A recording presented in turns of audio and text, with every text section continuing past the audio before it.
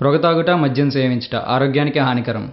Smoking and alcohol consumption is injurious to health.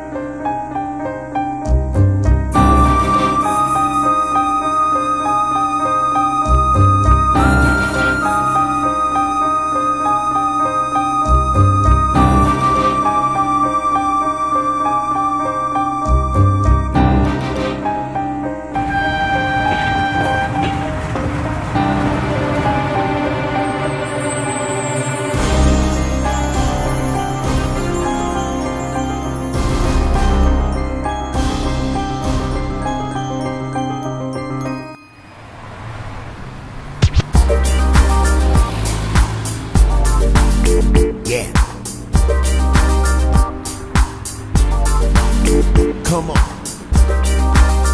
Yeah. Come on.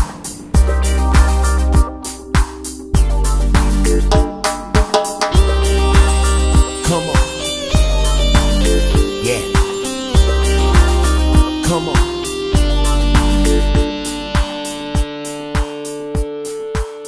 So evening Sunil గడ్ bachelor పార్టీకి వస్తున్నావా? Yeah వస్తాను, కానీ కొంచెం లేట్ అవుతుంది. ఏ లేట్ ఎందుకు? లాస్ట్ మంత్ హైదరాబాద్ మోడల్స్కి డిస్పాచ్ చేసిన డిజైన్స్లో కొన్ని చేంజెస్ ఉన్నాయి. ఆ వర్క్ చూసుకొని వస్తా. రాహుల్జీ, లైఫ్ అన్నాక పబ్బులు, పార్టీలు, అమ్మాయిలు ఇవన్నీ ఉండాలి. ఎప్పుడు వర్క్ అంటే ఎలాగా?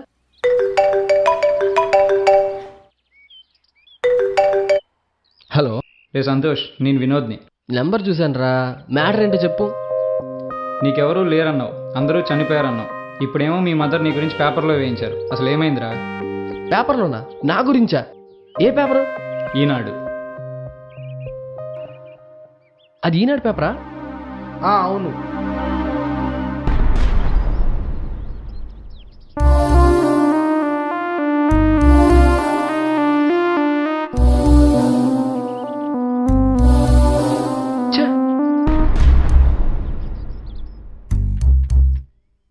బాబు సంతోష్, నువ్వు ఇంట్లో నుంచి వెళ్ళినప్పటి నుంచి మీ నాన్న నీ గురించి ఆలోచిస్తూ ఆరోగ్యం పాడు చేసుకున్నాడు.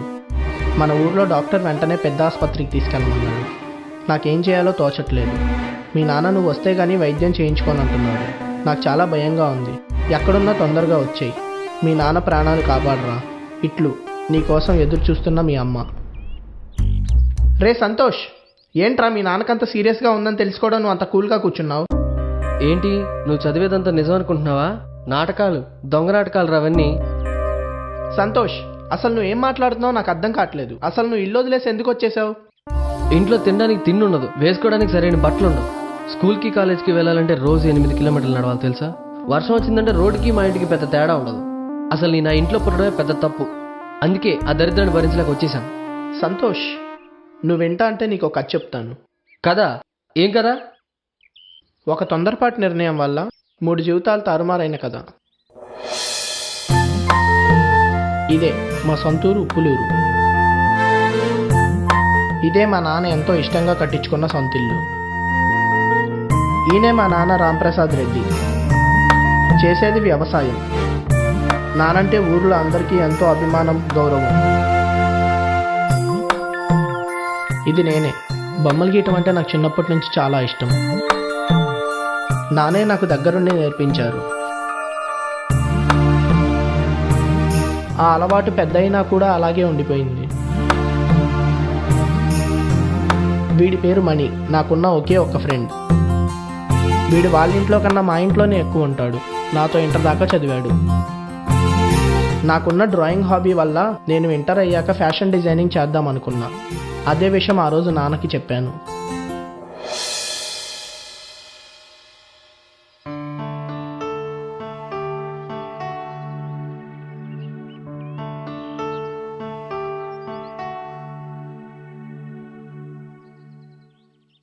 నానా, మీతో మాట్లాడాలి. ఏంట్రా చెప్పు, డబ్బులు ఏమన్నా కావాలా? అది కాదు నాన్న, ఫ్యూచర్లో ఏం చేయాలా అని ఆలోచిస్తున్నా. ఏరా ఎందుకంత ఆలోచిస్తున్నావు? హ్యాపీగా ఇంజనీరింగ్లో జాయిన్ అయిపో. నానా, నాకు ఇంజనీరింగ్ చదవాలని లేదు. నేను ఫ్యాషన్ డిజైనింగ్ కోర్స్ చేద్దాం అనుకుంటున్నాను. ఫ్యాషన్ డిజైనింగ్ కోర్సా? అవును నాన్న, ఇప్పుడు డిజైనింగ్ ఫీల్డ్లో చాలా మంచి ఆఫర్స్ ఉన్నాయి.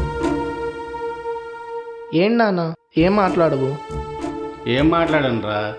ఇంజనీరింగ్ చేయమంటే ఫ్యాషన్ డిజైనింగ్ చేస్తానంటున్నావు.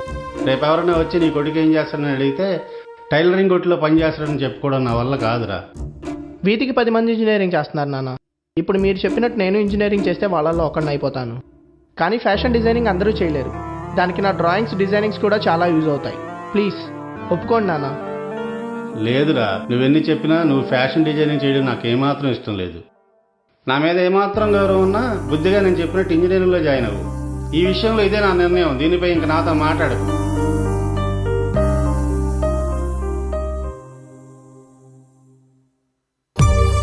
నాన్నకేమైంది? ఎందుకు ఇలా మాట్లాడారు? ఎప్పుడు ఏం అడిగినా ఓకే నీ ఇష్టం అని చెప్పే నాన్న ఆ రోజు ఎందుకలా ఒప్పుకోలేదో నాకు అర్థం కాలేదు. అయినా ఇది నా లైఫ్. ఏం చేయాలో చేయకూడదో నిర్ణయించుకునే హక్కు నాకుంది. ఎవరు ఒప్పుకున్నా ఒప్పుకోకపోయినా నేను ఫ్యాషన్ డిజైనింగ్ చేయాలని డిసైడ్ అయ్యాను.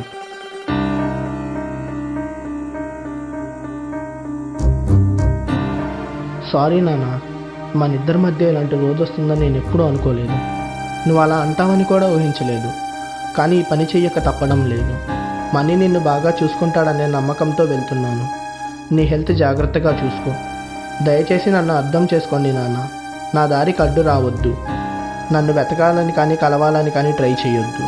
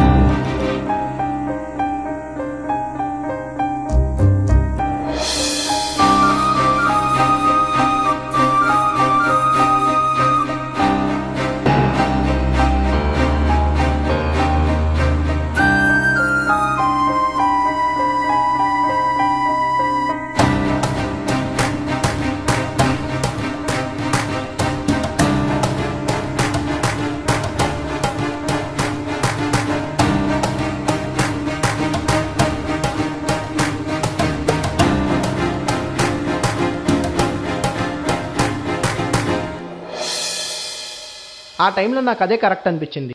అందుకే నాన్నని మనీని వదిలేసి విజయవాడ వచ్చేసాను. ఇక్కడున్న ఫ్రెండ్స్ హెల్ప్తో ఫ్యాషన్ డిజైనింగ్ కోర్సులో జాయిన్ అయ్యాను. ఇక్కడికి వచ్చాక కూడా చాలా రోజుల దాకా నాన్న ఆలోచనల నుంచి దూరం కాలేకపోయాను. ఇష్టపడి వచ్చాను కాబట్టి చదువు పెద్ద కష్టం అనిపించలేదు. చదువు అయిపోయింది, ఉద్యోగం వచ్చింది. ఇంకా నాన్న జ్ఞాపకాలు వెంటాడుతూనే ఉన్నాయి. మనీతో ఉన్న క్షణాలు గుర్తొస్తున్నాయి. నేను కోరుకున్న జీవితం గడుపుతున్నా ఏదో తెలియని నిశ్శబ్దం నన్ను వెంటాడింది. అప్పుడే ప్రియా నా లైఫ్లోకి వచ్చింది. తను చూపించిన ప్రేమతో నాన్నని మనీని పూర్తిగా మర్చిపోయాను. తనకి నేను చాలా దగ్గరయ్యాను. తను నాకు ఎంతలా దగ్గరైందంటే పెళ్ళవ్వకుండా ఒకే ఇంట్లో కలిసి ఉండే అంతలా.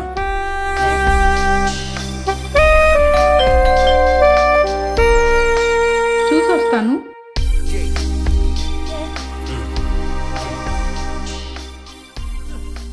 ఇదిగో నీకేదో లెటర్ వచ్చింది.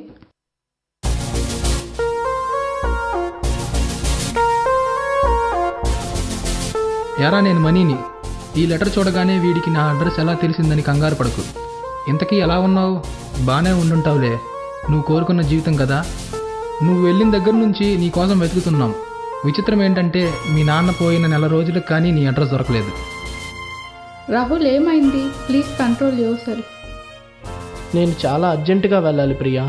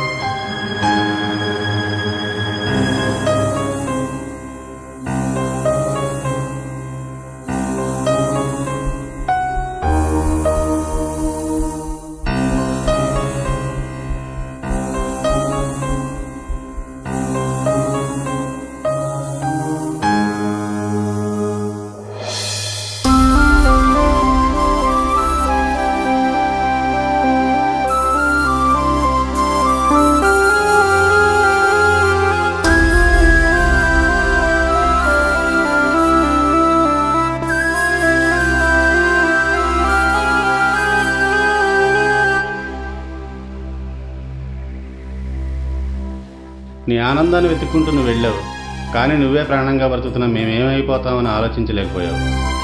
నువ్వు వస్తావని చాలా రోజులు ఎదురు చూశాను. చివరికి అక్కడ చూపులు మాత్రమే మిగిలాయి. బహుశా ఇది నువ్వు చదివినప్పుడు నేను ఉండకపోవచ్చు, కానీ నువ్వు ఎక్కడున్నా సంతోషంగా ఉండాలని కోరుకుంటాను. ఇదే నీకు నా ఆఖరి ఉత్తరం. ఏంట్రా ఇక్కడున్నావా? నీకోసం ఊరంతా వెతుకుతున్నాను రా. ఇక్కడేం చేస్తున్నావు? నాన్నకి ఇలా అవుతుందని అనుకోలేదురా. ఏంటి బాధగా ఉందా? ఆ రోజు ఇంటి నుంచి వెళ్ళిపోయే ముందే ఆలోచించుంటే ఇప్పుడు ఇలా బాధ ఉండేది కాదు. అయినా నీకు నచ్చింది నువ్వు చేసావు. ఎవరేమైపోతే నాకేంటనుకున్నావు కదరా. ఇప్పుడు ఎంత బాధపడినా ఉపయోగం లేదు. ఇక్కడ ఉండకు, తిరిగి వెళ్ళిపోరా.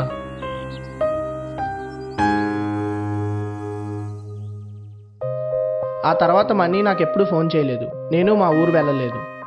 ఇదంతా నీకు చెప్పి నిన్ను మార్చేద్దామని కాదు. నేను మా నాన్న కోసం పడుతున్న బాధ నువ్వు పడకూడదని చెప్తున్నాను. I'm sorry. నీకు జరిగిందానికి చాలా బాధగా ఉంది, కానీ మీ పేరెంట్స్లా కాదురా మా పేరెంట్స్. రే, నీకెంత చెప్పినా అర్థం కాదా?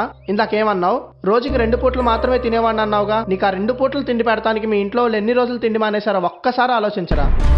అసలు ఏ ధైర్యంతో ఇంటి నుంచి వచ్చావురా? చదువుకున్నావనేగా. ఆ చదువు ఎలా వచ్చిందిరా? సరే, నువ్వు చెప్పినట్టే మీ అమ్మ నాన్న మంచోళ్ళు కాదనుకుందాం, నాటకాలు ఆడుతున్నారనే అనుకుందాం. అది ఎవరి కోసం? నీ మీద ఉన్న ప్రేమతోనేగా. నిజం చెప్పడం ఈజీ, కానీ దాన్ని నమ్మటమే చాలా కష్టం. ఒకసారి బాగా ఆలోచించుకో.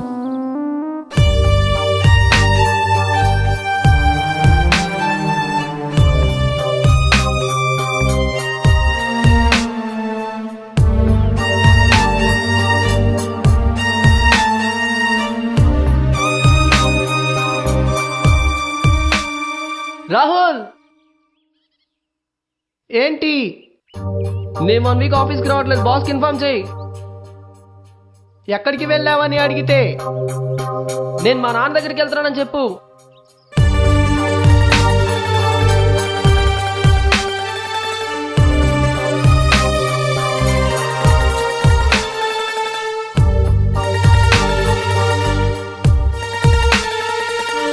ఒక్కోసారి తొందరపాటులో తీసుకునే నిర్ణయాల వల్ల మన జీవితాలే నాశనం అవ్వచ్చు. మనతో బంధాన్ని పెనవేసుకున్న వాళ్ళ జీవితాలు కూడా తారుమారవచ్చు. ఏదైనా నిర్ణయం తీసుకునే ముందు ఒకసారి ఆగండి. మీ వాళ్ళని ఆలోచించేలా చేయండి. ధైర్యంగా ముందడుగు వేయండి.